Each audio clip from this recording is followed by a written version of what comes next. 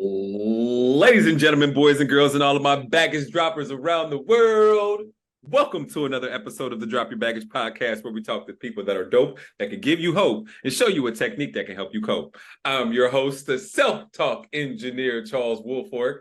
And if you are here right now on a YouTube or Facebook platform, please give a brother a like and subscribe. And if you're on a podcast platform, give a brother 5 stars and some feedback as well. Hey, today I am excited to be on the line, to be right here on Zoom with a queen. I'm talking about Karen Williams. Now, Karen is the Black visual queen. She is a visual creative director, a producer, a speaker, and a visual storyteller. And she has had 10 years in the game, y'all. 10 years of experience in major media and brands, working with brands such as, I'm sure you've heard of Netflix, Barron, and Masterclass. She is absolutely taking over LA. Ladies and gentlemen, I bring to you Karen Williams. What's up, Karen? Oh my gosh, what an introduction. Thank you so much. I'm so excited to be here with you. Thank you for inviting me. So excited to tell my story and and spill all the tea. Okay, maybe not that much tea, but maybe a little spill. Maybe a little. No worries, I got stuff to clean it up. It's all good. Okay. So Karen, please, just tell us about yourself. You are fascinating as far as everything that you've been doing, especially over the last 17 years is that you've had your brand, right? Yeah. I actually recently just started Black Visual Queen. So I started it actually this year after my contract had ended, and I kind of didn't know what I was going to be doing. And I started kind of doing career coaching, but I felt kind of a calling to, okay, I think it's time to step in to moving away from kind of corporate into kind of my own kind of freelance. I've been doing it as a creative, working in contracts, being a freelance off and on for like 10 plus years. I was the one holding myself back with my beliefs of being drilled into me kind of, since I was young of, you grow up, you go to school, you go to high school, you go to college, you go into a job, you stay there for 20 years, you collect your paycheck, you then, retire, and then you do nothing. Kind of to go back to give a little context in my kind of journey to get where I'm at, I basically kind of fell into my career. So being a family photographer, both of my parents, retired military army, I fell in love with photography of just being the family photographer. And kind of the running joke is, you look at our photo albums, you won't see me because I was the one taking the photos, and only I could take the photos. Okay, so that's why you don't see me. It's like, hey, no, only I can operate this camera. And fell in love with it, took a course, and then went literally head first into, okay, I'm going to be a famous photographer. I'm going to be, showing in galleries, selling my photos for $10,000, not understanding about taxes, healthcare. Now I didn't have that. I was like, oh, I'm just going to make all this money and not have to worry about it. And then fast forward to when I got through with my MFA, I still kind of didn't know what I wanted to do with this photo degree, other than I knew I could teach, but I was like, but I don't have experience just to teach. Like, shouldn't I go and work and then come back and teach because I'll have knowledge? And so I took an internship. I saw an internship, had money left over my loan. I'm not going to be paying that, can't get that back. So might as well use it because I don't have to pay it back. And went to London, did an internship at a custom publishing house called Ink Publishing at the time. Fell in love with it. Oh, this is a job being a photo editor, director, creative director, kind of whatever you want to call it, of, oh, okay, you can still be part of photography, but you don't have to be a photographer. And so again, I was like, okay, hallelujah, like the angels, the choir, like everything was singing. This is perfect. Like, I love the logistics of it, sitting in the email, doing the emails, being on phone calls, and getting the scavenger hunt of images, come back to US. This was like 2008. And then the fall, the economy crashed. And so the publishing industry was like blown up of all these layoffs. I'm like, I'm going to be a photo editor. Yeah, not right now. Everyone's being laid off. So fast forward to 2012, that's when I really started kind of my career of starting at Southern Living and learning on the job.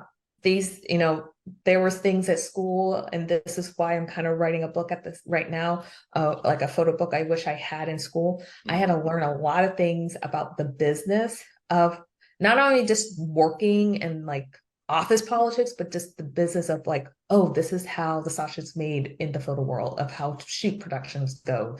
This is how decisions are made. And I was fortunate enough, I think, in my career now looking back, not being stuck necessarily in one job for like 10 plus years, but being able to, okay, so living, then I went to AARP, and then I went across the country to San Francisco Magazine, and now I'm here in LA, working for Netflix, and learning different industries along the way, learning how to work with different types of people along the way. And it was good and it was thrilling. And I always say I had the editorial hustle of like, you just stayed until it got done. But it got to a point where in like 2018, I burned out, like literally burnt out. I was not healthy. And on top of that, I just kept working on top of that. You would think, oh, I'm burnt out. But for me, the game changer for me in my life was when the death of George Floyd happened. Something in me woke up. I literally was angry, and I didn't know why I was angry all the time.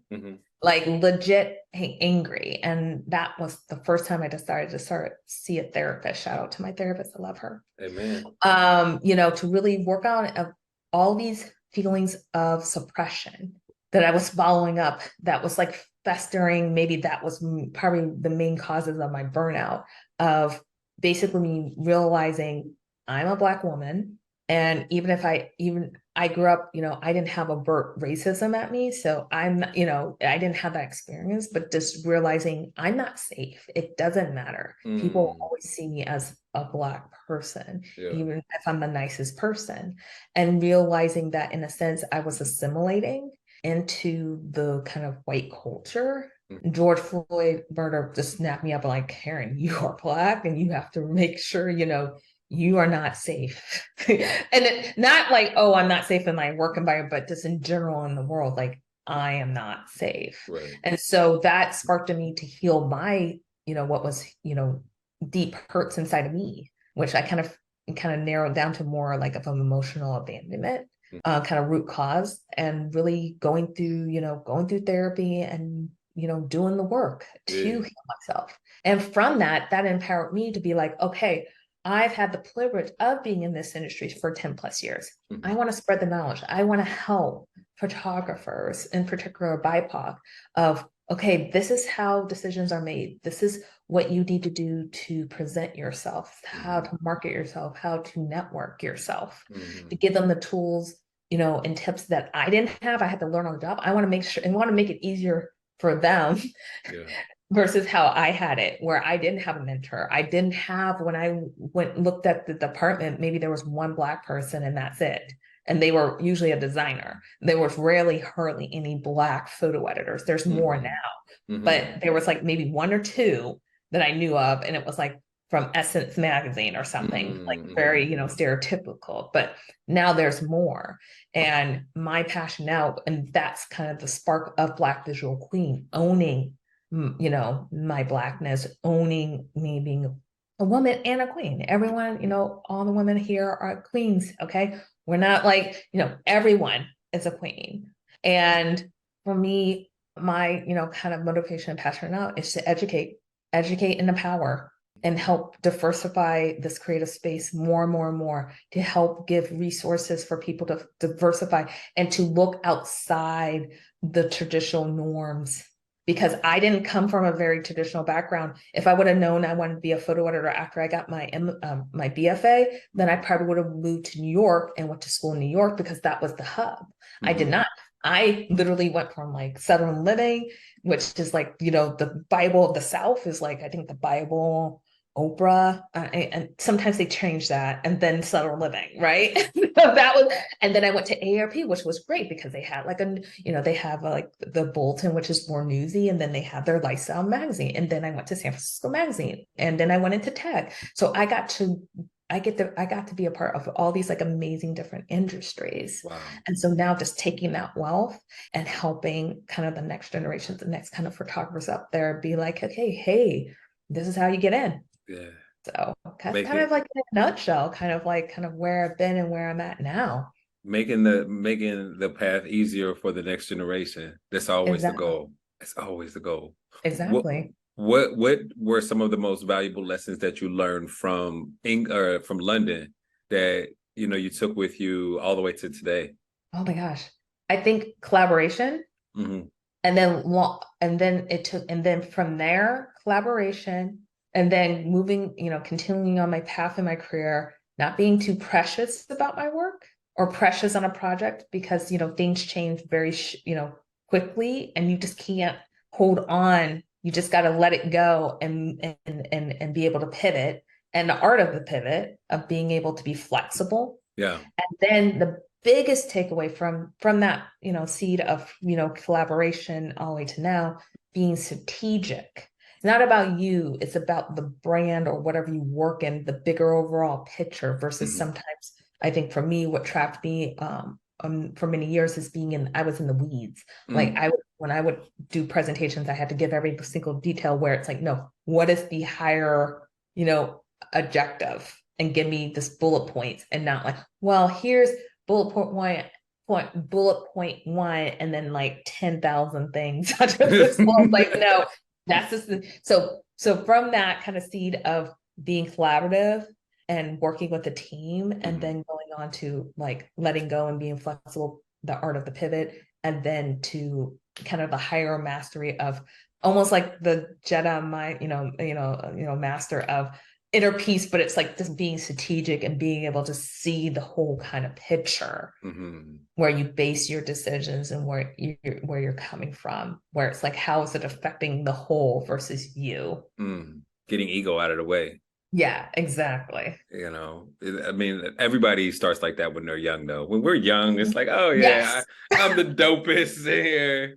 Look, you guys do what you like. This is my project, by the way. So Yeah, let me control the helm. All right. Instead of 100%. 100%. what was it? Was there anything specific that helped you break out of that ego? I think, and I always tell like the lightning bolt is the George Floyd murder because it helped me get out of my own self because I was selfish up to that point. It was for me, it was all about me and what I could get, and realizing that it's not about me and I need to heal some hurts. That helped me kind of transform into, okay, I want to serve others. That and coming back to my faith, helping to serve others and being blessed. Like I was blessed with these talents and these gifts, and it's meant for something more than me. It's meant for me to work with other people who have other talents and gifts to create like a collective good, in the world. With Maslow, it's fascinating because with Maslow's hierarchy, on the very bottom, you have like the things that you need for your body and home, shelter, water. And then you have like the material goods. And then on the very top, you have self-actualization. And what you're talking about right now is that your greatness started to unlock when you started to enhance your relationship with yourself and with God. 100%. 100% I can tell you from when I came back to my faith, like before, I can see a before and after. Has it been easy? No, because it's a daily, I have to work on it daily. I still have to, I still write. I still journal. I still pray every day. Like but the difference I've seen in myself where I went from a very selfish brat, I can admit that, very not nice and being a people pleaser, to now where it's like I'm here hopefully trying to serve you every single day.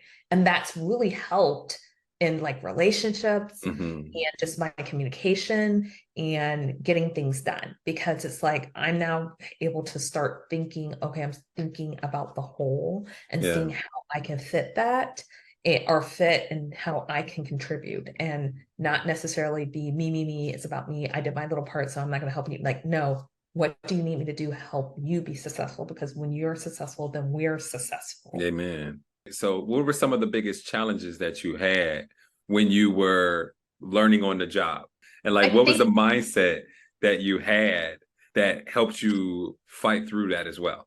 I would say in the beginning, again, I was very immature. And I can look at this and say this now, not like back then, but I was very immature. And so this is when I became like really like a people pleaser, because I knew myself, I was Black, and I knew that, I was coming into white spaces. And so for me, I was always like, okay, I have to be perfect.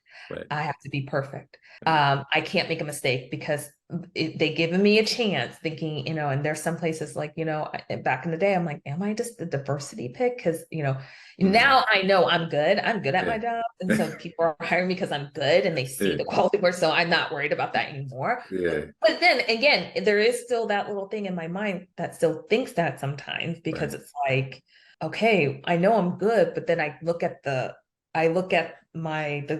makeup of the department, and it's still not many of me. But again, I am blessed because I come from, like, I had I came from middle class upbringing, and I was able to go to school. I was able to go to college and learn photography, get those supplies. And there's so many people who don't have the resources or the means to do that. So when I was starting out, I always was like, okay, I have to be grateful. I have to say yes to everything. They would say, hey, can you do this? And I'll be, yeah. And then Google.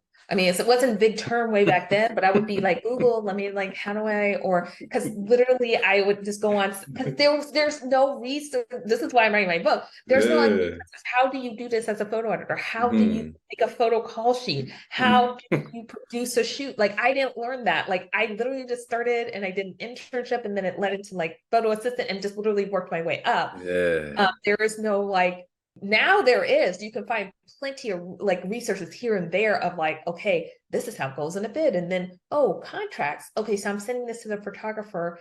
I'm not reading it. And then they're coming to me and be like, well, I don't want this and this. And I'm like, what does this mean? I'm just told to be, there was a lot of self-education I had to do for myself. And I think that was kind of the tip, or like kind of the beginning of personal development.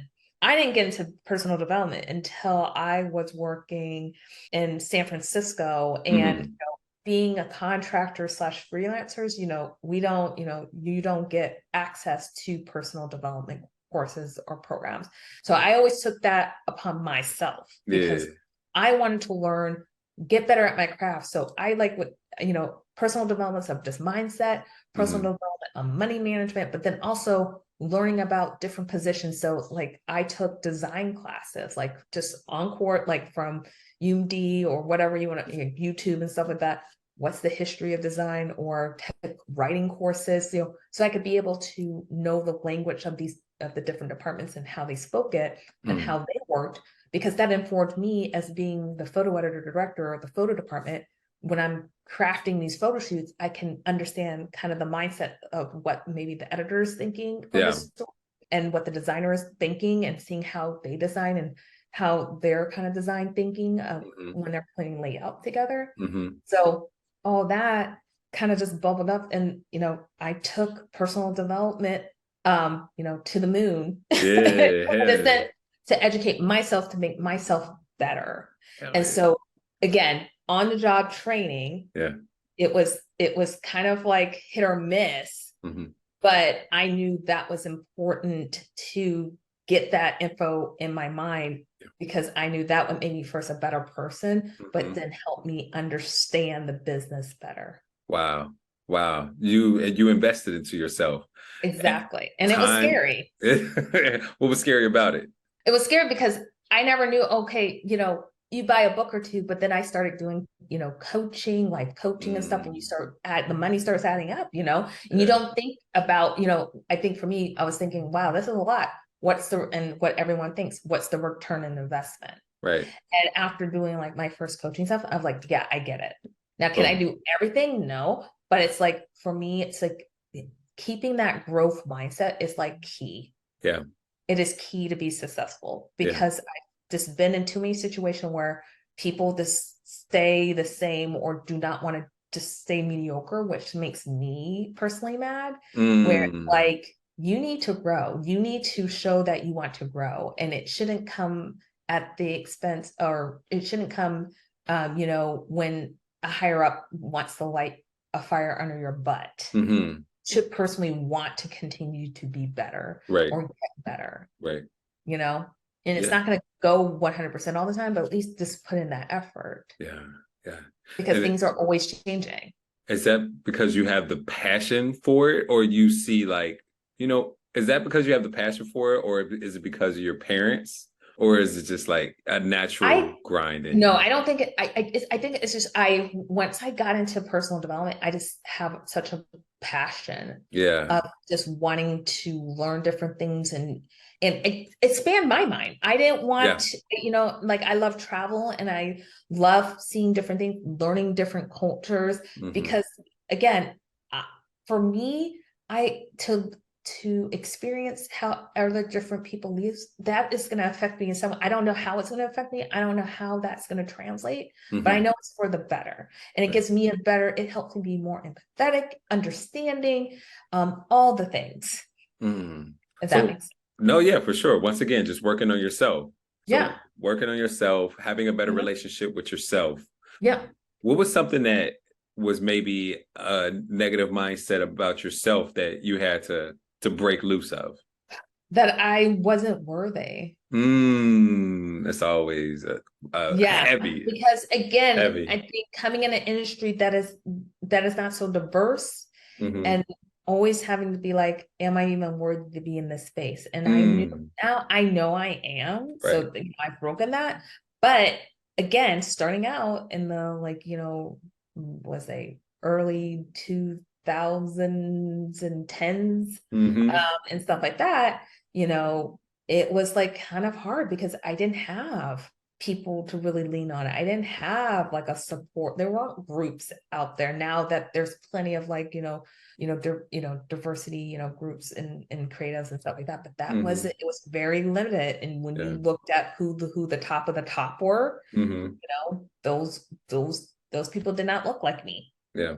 And so just to be like, okay, I'm in this department and I'm always worried about my job and being like, am I worthy? Should I even be in this space? Yeah. Should I quit? Should I do something else? That was like a real kind of mind kind of vendor for me for a while, of like being worthy. Mm-hmm. Mm-hmm.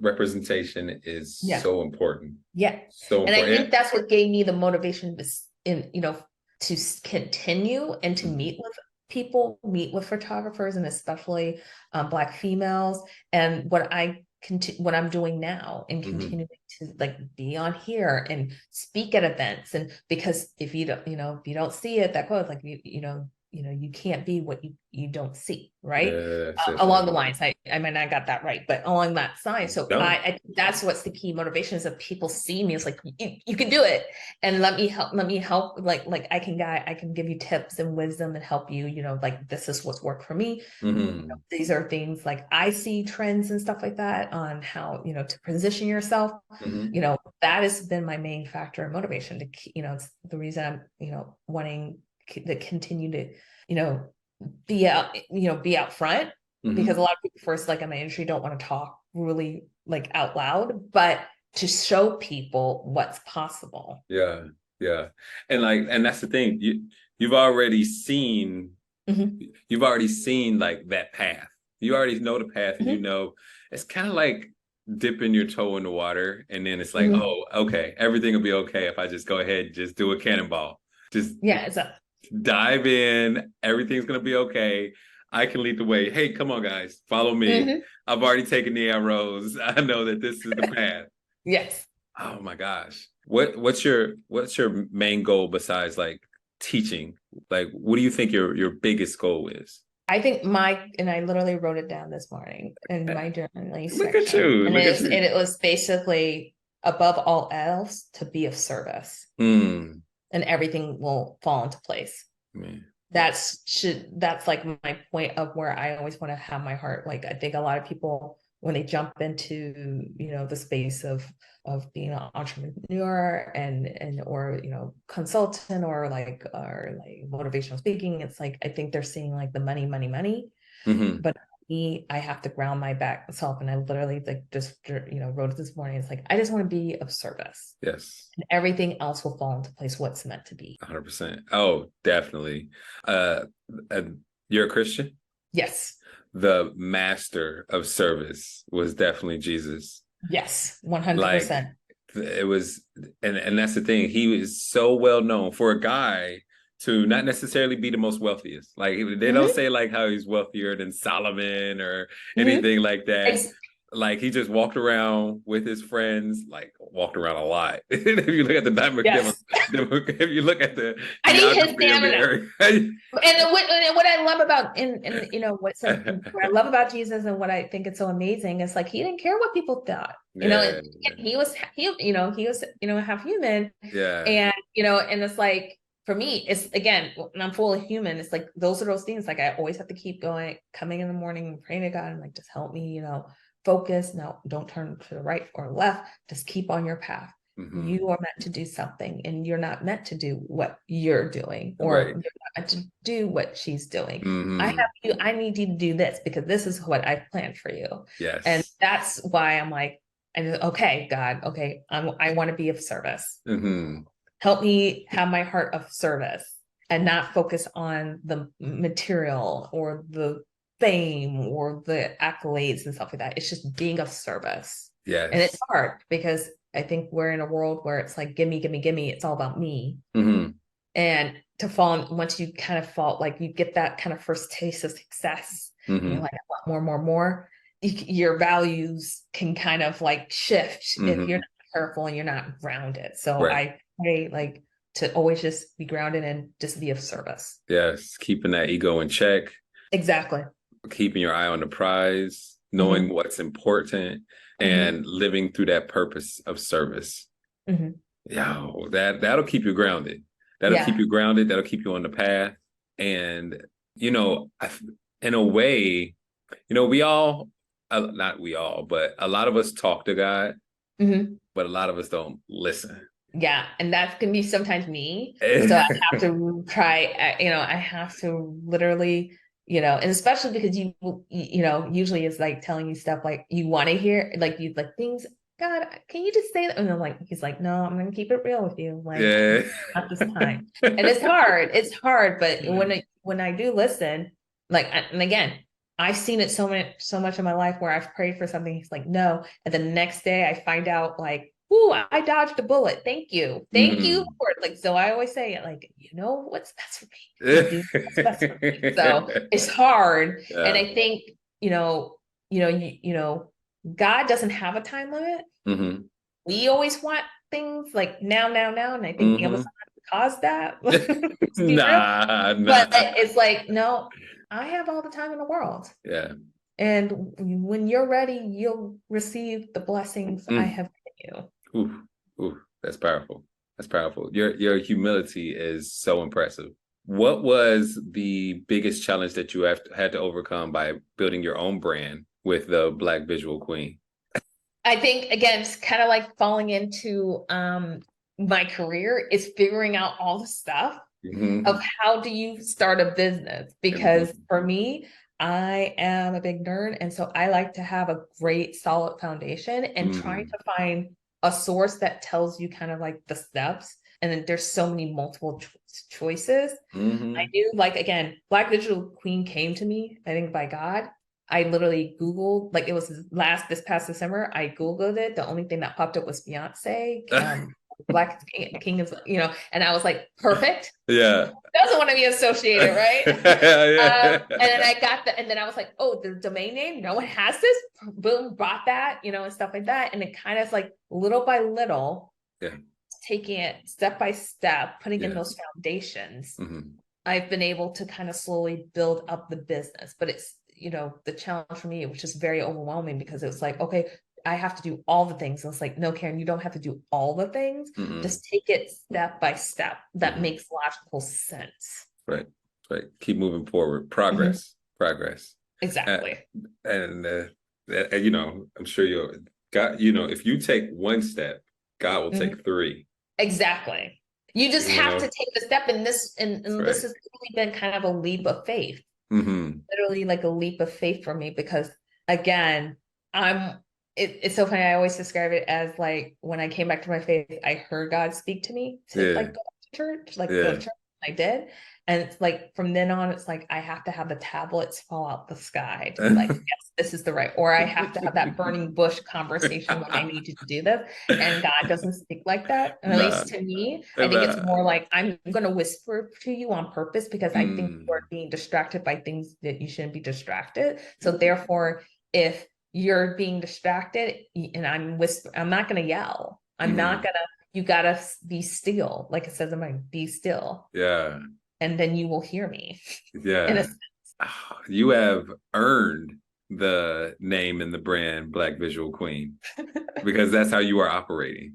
That's that, exactly how you are operating thank you. as royalty. I'm It's trying to. highly I impressive. am, yes, thank you. Yeah.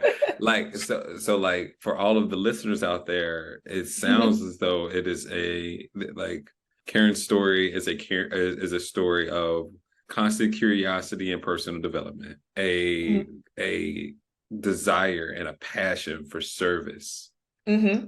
and growth, a spirit of continuous growth and never giving up on herself because there is a knowing, just a intuitive knowing that the next chapter is going to have something bigger and better for you. Oh, I love it. I think I'm gonna steal that from you. Good thing we got to I think record it. I'm gonna rewind this podcast. I'm gonna be like, "What did you say?" And see it on my website. I'll be like, I just kind of borrowed that. I love it. You could have said it better than myself. Love I was listening. I got you. I got you.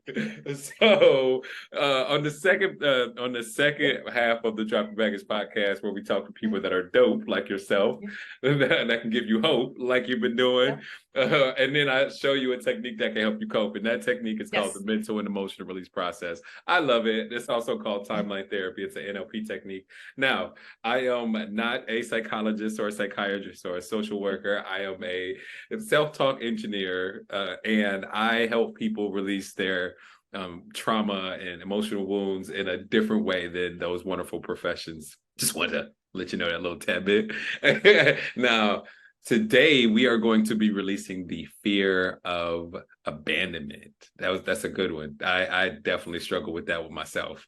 I never met my father before, as you know. So, you know, I definitely. So how has the fear of abandonment been affecting you in your life, career, relationships, whatever? I think I tend to want to hold on. Well, it's like twofold. Like I want to hold on you know, I want to hold on, but then on one hand, and then the other hand, I don't want to get close because I don't want to be disappointed or like abandoned at the same time. Mm-hmm. So it's like this push and pull of I want to be in community, I want to be in relationships, but at the same time, I want to depend on myself because I'm like, well, at least I know I won't abandon myself Mm-hmm. in a sense. So it's always that constant tug and pull of those kind of two kind of dynamics. Mm-hmm. Wants the community, but also wants total independence. Exactly. Yeah, yeah. And it's like, how has that affected your, let's start with relationships. I think just having barriers of people not really knowing the real me Mm-hmm. and then not trusting people Mm-hmm. to bring them in close. Like I trust people, Mm-hmm. but I always will have a guard up. You know, I have my like close friends, like they know me, but it's very small versus Mm-hmm. like where I sense I'm open, but I'm really kind of closed in a sense. Mm-hmm. I can project being open, Mm-hmm. but you don't hear like if you heard my like whole conversations, you'd be like, what did you really hear? Or like what did you really get information wise out of me? Really Yeah, probably yeah. It's personal. so you're Yeah. definitely like surface level. Yeah. You wouldn't say that you're projecting your authentic self at times. I would say yes and no. Like I'm Yeah. presenting, but it's like not like, and I think this has to do with kind of like, again, being a Black woman And in especially a corporate space or stuff like that, can you truly be 100% yourself? Can you? Yeah, people say you can, but then you see what happens when you are, and again, these are just from personal experience of like people I thought I trusted, people I thought, okay, I'm gonna be, and then having that backfire. And once that happens then you're like, okay, I got to play this game. I'm showing you this one side, and so that to that effect. You can't get no blacker than your brand being Black Visual Queen. Exactly. That's why I was like, I'm gonna put that just in the title right there. Yeah, just let everybody know, like, this is who I am. So did that feel like a bold move? Yeah. It was kind of scary because it was like, okay. But then at the same time, I'm owning it. Like, I think I've been playing it safe too long. That's why I said this is like a leap for me, like a leap of faith, because I've been kind of just been in the shadows and not wanting. I always say I feel like I'm an extrovert, but I'm living as an introvert. I'm loud. I have opinions. Yeah. And again, going back kind of being strategic and stuff is like, I think, if I'm unfiltered, I just give opinions and, things without people wanting them, and that's not good timing, but to wait for when people want them and to be able to present them, in a constructive criticism and not like in a mean kind of, in a demeaning way, way. Right. I totally understand. How has it the fear of abandonment affected well, you already said it affected your career because now you feel as though you need to operate in a certain way in order to be potentially accepted or to be prospected to do a job, to have your livelihood. How has the fear of abandonment affected your spirituality? Actually, here's the thing. It's made it strong. Like before, because I just wasn't at my faith. When I came back to it, actually, I became more open. Yeah. Because then I started the process of healing, of therapy, and being in a supportive group, like my church groups, my small groups, and being in that community where I can be open. So I feel like that my faith has helped on that front, but it's not 100 because there's one thing almost like church Karen of like when I'm in church or when I'm in community, and that secular like or work Karen in a sense where you kind of have to watch the have the boundaries in a sense. Where I'm not trying to hide my but at the same time you kind of have to, it's almost like you read the room. Touche. That's exactly what you have to read the room, right? And again, because there's no shame if you want to be 100% bold thing. I always compare it to. I compare it to. I don't know if you ever watched the skit from Comedy Central, the David Chappelle show, with Keeping It Real. Yeah, when Keeping It Real goes wrong. Keeping It Real, and then it's like he goes in, and then he kept it real, and then and then so it's like, again, can you ever do that unless I own my own company and then I'm just responsible for my oneself versus like you're working for and it's not like people are saying you can't be real, but again, there's this etiquette, or like, I won't say that's like the right word, etiquette, but there's a thing where when you work in environments, you just read the room and you see kind of, and I think it's more in tune to, I think, people of color versus not. Are you in the room for some high quality feedback? Yes. That's a limiting belief. Okay. Yeah. Okay. Yeah, for sure. Let's keep it real. Keep it real. Yeah, that's a limiting belief. Okay. It's like you can be a execution. There's a guy named Dr. Eric Thomas. You ever heard of him? Yes. E.T. the hip hop preacher. He says, look at him, sweatsuit, t-shirt. He's going to all these corporate offices, hat on, always got the brim. You know what I mean? Jordans, always wearing the J's. He is being his true, authentic self from day one. And what he does is he executes. Execution is worship. You know what I mean? And with you executing on the highest level of the industry, that gives you so much leeway. That gives you so much of a it's not a permission, but you're validated because of who you are and the work that you've already done. There's nobody else out there that needs to give you any type of pass or permission. You've already earned it. You've already earned it. Okay. I'm just, I gotta start writing that. I gotta write that down in my yeah, affirmations. I gotta do yeah, that. Yes. you I know, think, but again, that's why I said it's always a daily struggle. So it's like, it's yes. not like I'm like Black Visual Queen all the time on. It's like, no, it's like I feel it and I'm bolded, but there's good and bad days of it, Mhm. where it's like more of the highs, and then there's always the lows and lows. So that's why Yeah. I was saying, thank you for calling me out. Like, keep it real. That's what I need to hear this, I got you. right? Let's get rid of this fear of abandonment ASAP, so you could Okay. just see how the shift in perspective will show you that Black visual queen that you are on a different level. It might be you might have to change the brand to Black visual goddess. I don't know. You know what Not quite yet. Like, I it's like, I'm getting Black Visual Queen trademark right now. So it's like, we gotta wait.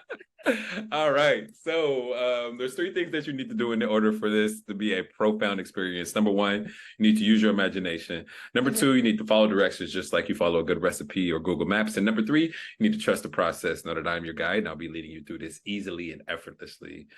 Also, make sure that you see every event that we visit from everyone's perspective, everybody's point of view, and have empathy and compassion for that person or those people as well. We're going to go ahead and start using your imagination now. Okay.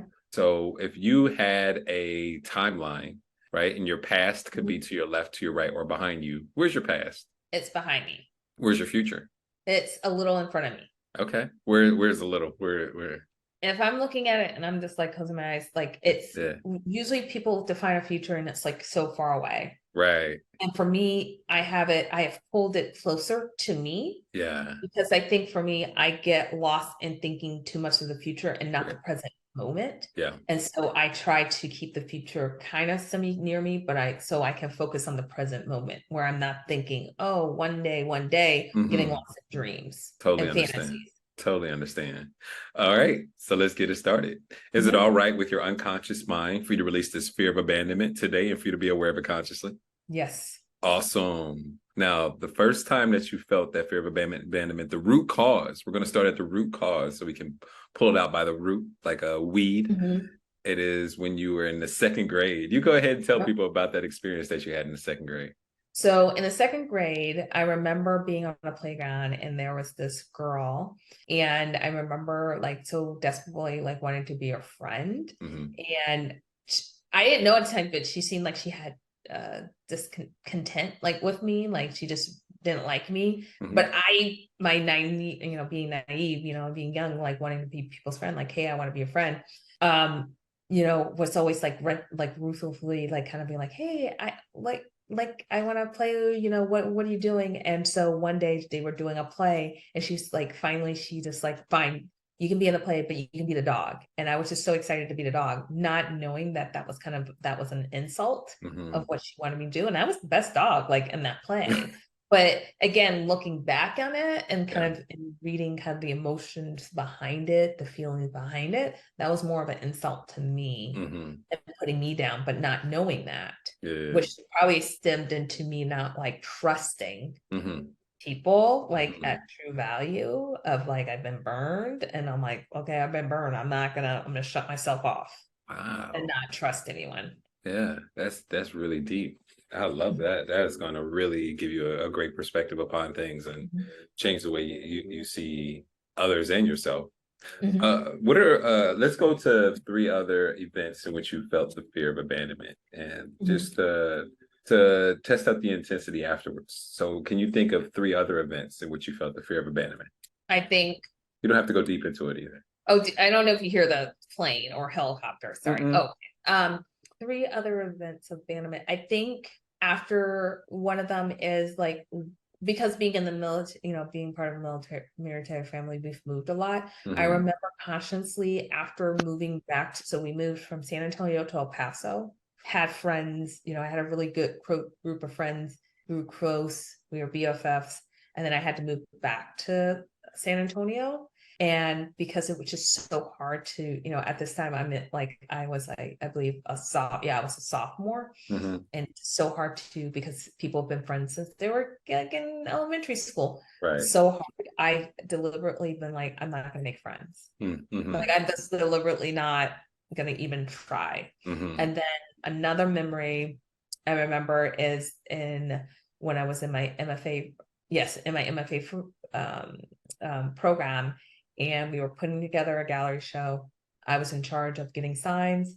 I remember keeping count of whoever got paid. I told this one person, hey, you hadn't paid. They were like, yes, I have paid. And I showed them like, hey, let me know if I made a mistake. Here's my accounting receipts. And then they were like, and I had offered like, hey, if you can't cover it, I'm more than happy to cover it, no problem. And then they proceeded to send someone else to give me their part of their part of the money, or part of the, and they paid in all like pennies to me, very passive aggressive. Very. I just took it to a coin shot and got it, but that really stuck for a long time. Uh-huh. Then I would say the last thing I remember, I worked at a company, thinking like I had made like good friends, was a good positive experience, to find out that a friend of mine had told me that after I left, they started talking like crap about me. Mm-hmm. And it was like, okay, I can't do these relationships. Mm-hmm. I have to be protective. And I really put myself in a protective shell. Gotcha. Thank you so much for being honest and authentic and vulnerable. Like that means a lot, and that not just for me and for yourself, but for someone out there as well that can see themselves in those situations as well. And I think it's just when I'm just saying those, again, I still feel like twinge, but not as bad as much as, because I've gone through kind of the healing process of therapy in a sense. Mm-hmm. But it just reminds me of the meme of like why it's the meme of like memories, and then like bad versus good, where bad is always the ones etched in stone, and then the good ones are like in the sun. It's like in the sand, and then but the bad ones you could like, it was a sunny day or a rainy day, and August 8th at 7:02 in the morning. But then good ones, you're like, oh yeah, that happened 2 years ago? Yeah. Totally. That's hilarious. I was like, oh, I know, I remember, like vividly. Vividly. Oh, because of the emotion that's behind it is anchored into it. Hell yeah. All right. Well, Karen, you can go, now when you're ready, you can go ahead and close your eyes and relax, and let me know when you're ready for the process. Ready. Awesome. Now, just imagine floating outside of your body as if though you were a spirit or energy. And just imagine seeing yourself right here, right now, from a third person point of view, like a fly on the wall. So your red shirt, beautiful long hair, your glasses, your computer, your chair. Let me know when you can see yourself from a third person point of view. I can. Awesome.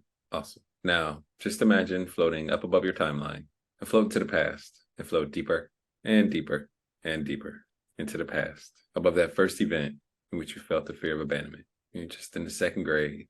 And just imagine seeing that event. Be the observer of that event, looking at it from a third person point of view, like a fly on the wall. Let me know when you're above that event. Awesome. Now, as you observe that event, just like a fly on the wall, just stay right there.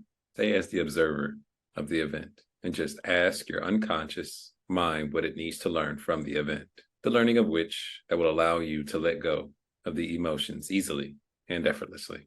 Your unconscious mind can preserve the learnings so that if you need them in the future, they'll be there. Just tell your unconscious mind to preserve the learnings. This is an exercise of forgiveness and acceptance. Forgiveness for yourself and others, and acceptance of yourself and others. Who do you have to forgive? What do you have to accept? Who do you have to accept? Be sure to look at this event from everyone's perspective. And as you look at this event from everyone's point of view and perspective, have empathy and compassion for everyone, and focus your attention upon how hurt people. We're all doing the best that we can with the resources and consciousness that we have.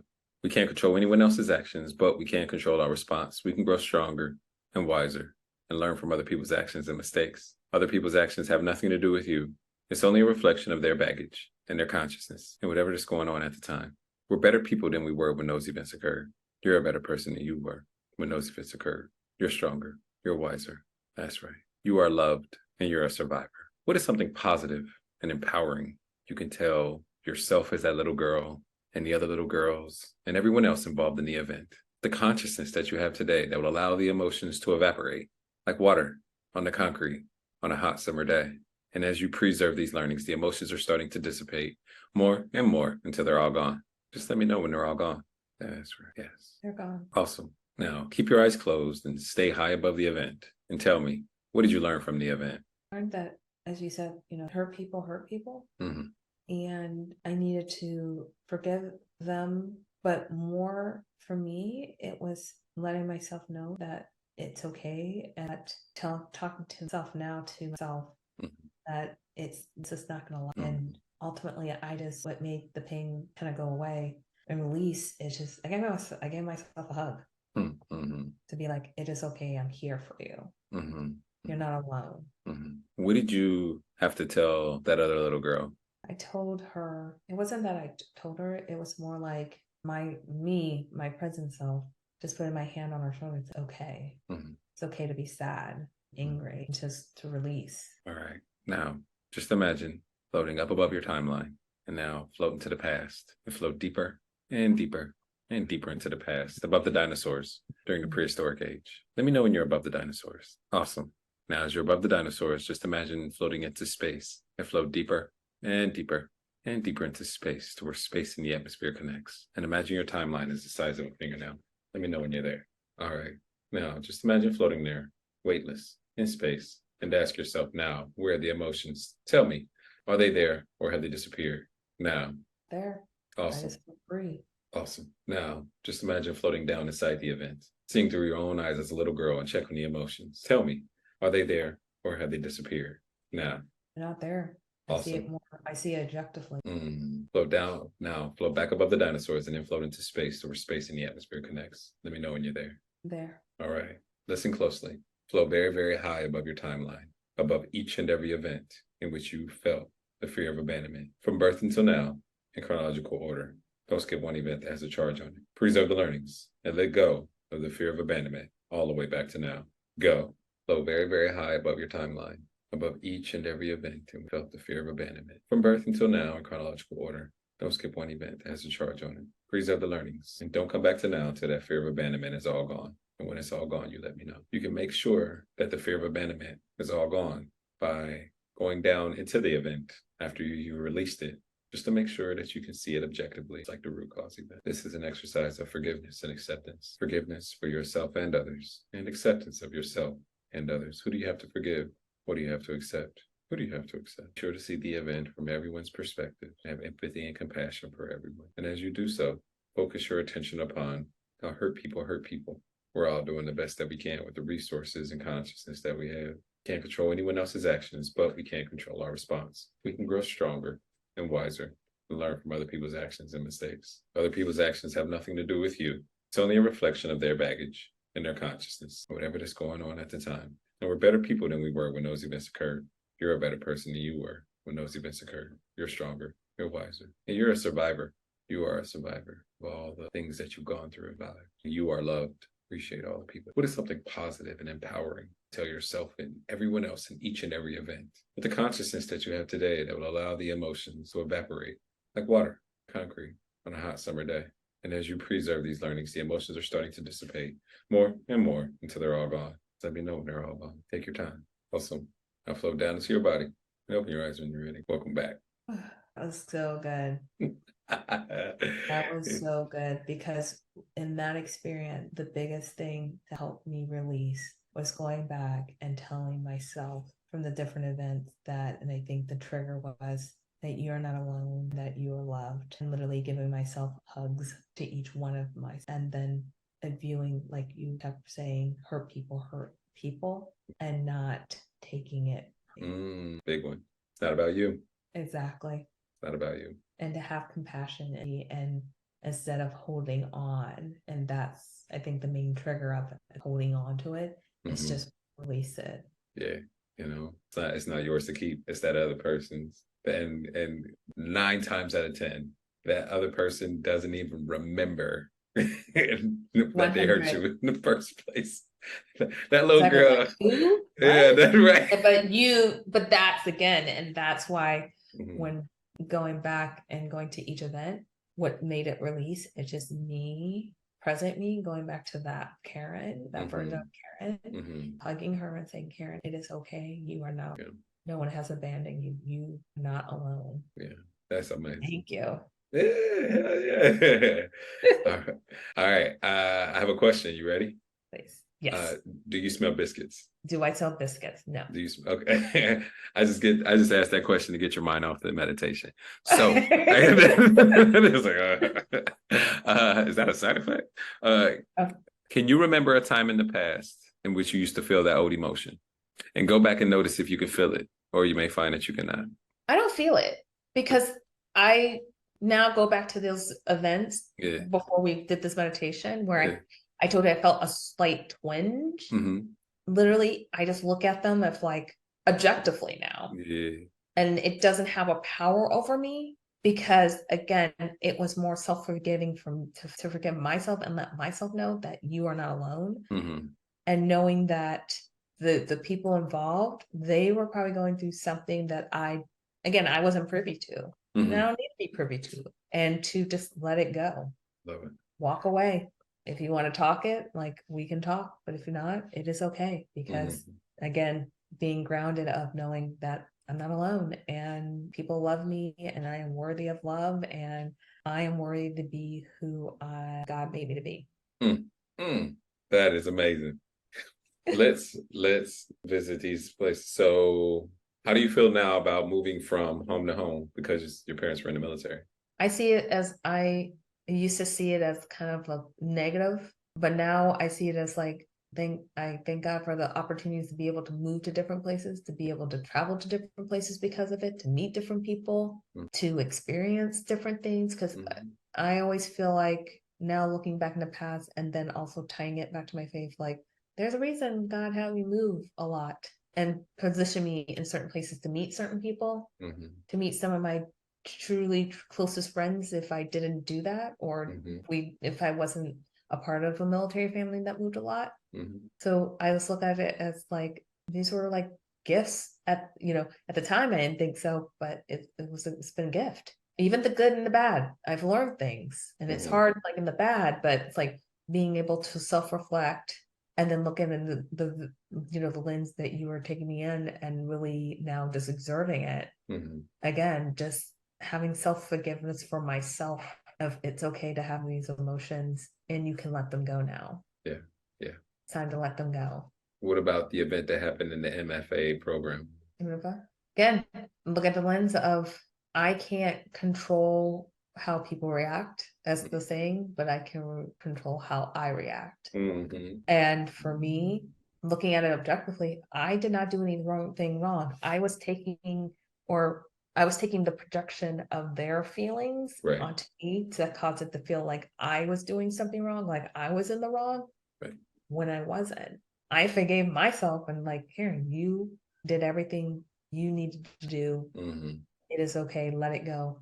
You cannot control. That person may have been having a bad day when I talk to them. Who knows? It is okay. Just let it go. It's an event. It's not like it was a recurring event or anything. It's just one event in that space and time. Let it go. That's right. They might have been in a rough space. They had all those pennies for a reason. Exactly. Who knows? Like, who knows? I don't know. Like, you bring that up, and it's like, well, why all those? Like, where did you get all those pennies? Maybe there was you never know. They could have been in the back. Hey, we're in MFA. You don't know. Like, people have money or don't have money, or they're struggling, or maybe that was a point where they didn't get something, and then they were just, again, I can't control that. And at that time, I think I was just absorbing. I think in the past, I was absorbing people's emotions that were not mine to have. Yeah, you gotta have those. It affected me. Gotta have those energetic blocks. Exactly. You have to have those energetic and emotional blocks, taking on things that aren't yours. It's a heavy burden. It's a heavy burden to carry around. What about the people talking crap at the company? Again, don't know what was happening. It could have, because again, it was this things I'm thinking it's my fault because of when going back, maybe it was something I did, something I said, but again, I'm punishing myself for being myself, and I know I wasn't being it's one thing if I know I was being mean or being difficult, but going to myself and saying, no, you did everything right. You put your people gave you stunning reviews. People are not giving you just stunning reviews just to give you stunning reviews. Right. They're not going to be writing these page essays, right? Right. So it's like, again, going to it, like forgiving myself for like, it is okay to be yourself. Yeah. You don't have to answer to someone to conform to them. Right. And again, don't know what was happening. Maybe they were going through a stressful time.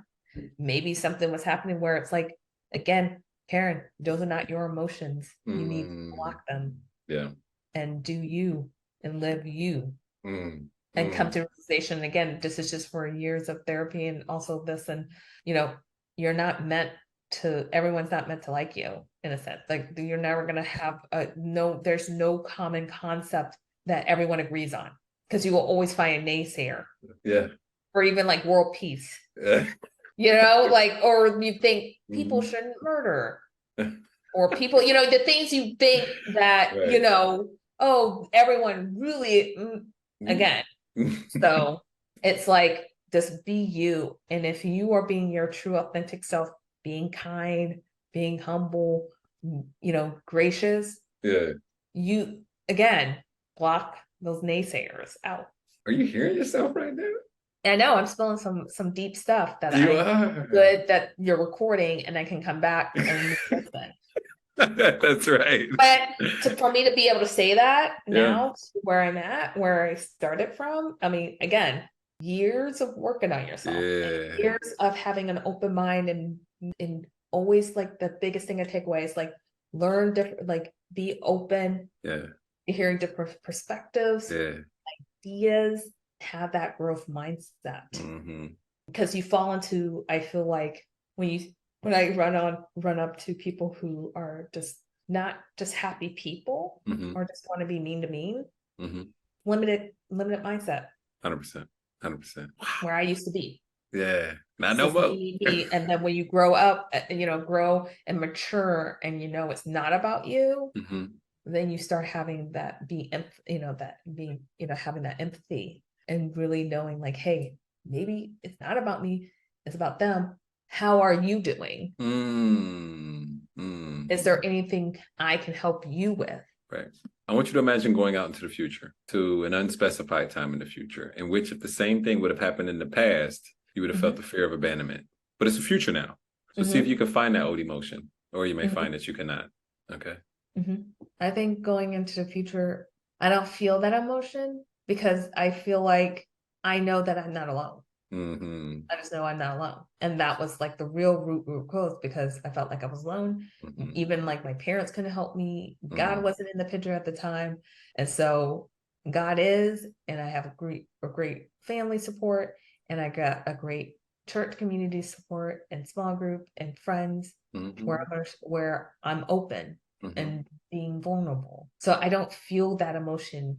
I see the emotion, but it's not like a sharp that it was. How heavy was it before we did this exercise? Oh, I mean, and again, it's lessened and lessened over. So I would say, because before this exercise, it had lessened because of just my work in therapy and my work myself. Right. Before therapy, I mean, I could tell you it was a sunny day and and this person, like word for word, like it was sealed into my mind when people crossed me. And I, when my mom would tell me, it's like, Mom, why do I have all these receipts? Why do I like, and she's like, it's PTSD, in the sense of you always have to prove yourself, and you always have to make sure, like, because of being Black and a Black woman, you have to make sure, like, because they don't believe you sometimes. And so you have to show all these things and make sure, like, no, I was told this.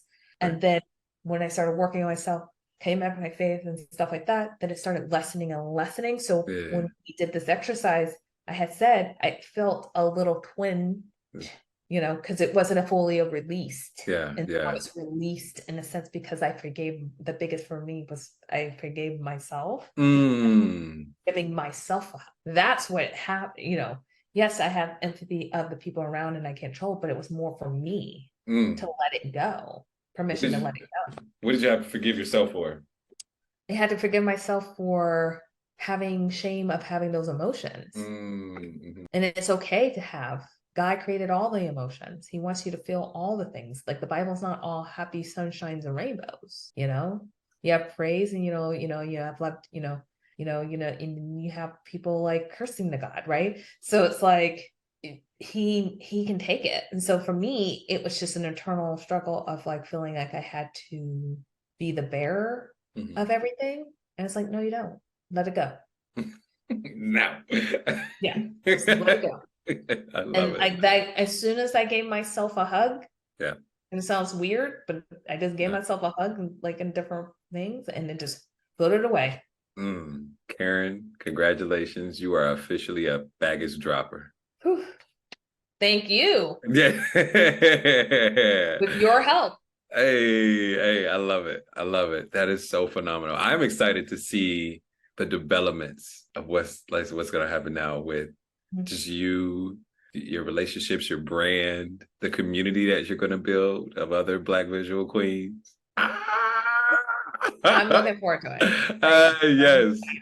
Yes. Is there for someone that has not done this process yet, what would you like to say to them? I would say again, come in it with a growth mindset. Because I used to be one of those people who were like, oh, this is so woo and stuff like that until I started opening my mind, seeing different perspectives. Now, I always say, listen to all the perspectives, but keep the ones that resonate with you because there is no one thing that fits all for everyone. But for this like type of process, you have to come into this with an open mind and have a readiness to confront whatever is bogging you down because it could be painful and to be ready to own up for yourself and not blame other people in the situation, to be able to objectively look at it, the situation, and most of all, forgive yourself. That's all I have to say. Beautiful. Beautiful. Oh my gosh. Karen, thank you so much for coming on the podcast. Well, thank you so much for having me. It's been such a pleasure. A pleasure. You've been just kind and graceful since day one. I appreciate you from the bottom of my heart, and I'm so excited to see like everything that progresses. I can't wait. Please, everybody, go out there, blackvisualqueen.com. That's her. Anything else that they can look forward to?